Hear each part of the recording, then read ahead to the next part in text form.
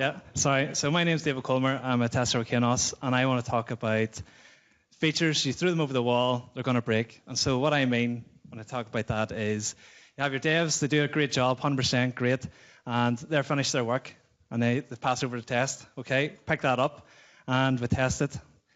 Find bugs, it goes back, and then the whole process starts again.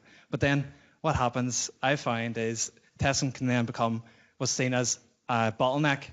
Okay, so taking a step back, I look at this sort of approach, and I've kind of trying to break down this wall, okay, where they see this feature through over the wall, they're done with it.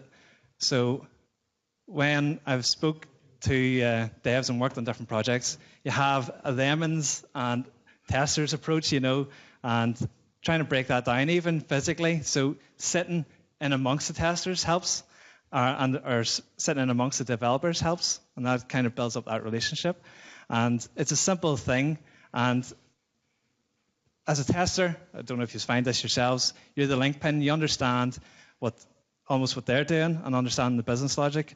So what I've found in the past is devs, yes, they could do 100% in terms of creating a feature, okay, and it'll meet the user requirements, but something's been lost in translation, okay? So I've had it before where you test it, then it goes to sign off, but the PO, the product owner's not happy. There's something not quite right. There's something being missed.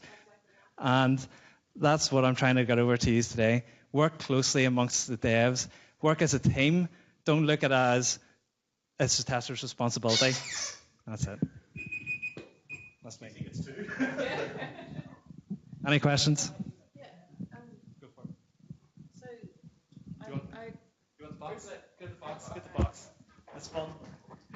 So I agree with testers being right in the agile team working alongside devs, but I would see their role as they can feed in.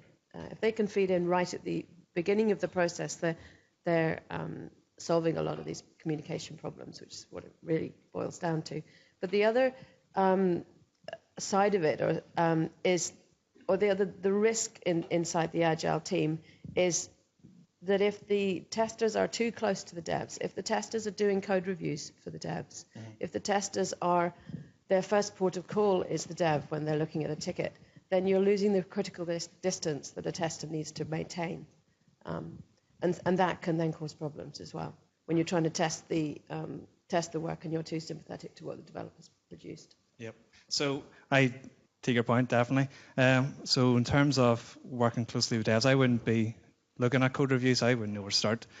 What I'd be mainly talking about is sitting down with them beforehand, understanding what unit test coverage they're doing, understanding do they know what they're actually going to be developing, and how I'll test that, key points. So your edge cases, be talking about, okay, well, look at these boundary values, that's what I'll be looking at, because 9 times out of 10, they'll do what they think is done.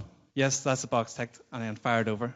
And they think they'll forget about it, but then it'll come straight back. And my whole approach would be to just streamline it in terms of not having to go back and forth. So not doing code reviews, more pre-dev huddle. So sitting down, take 5-10 minutes.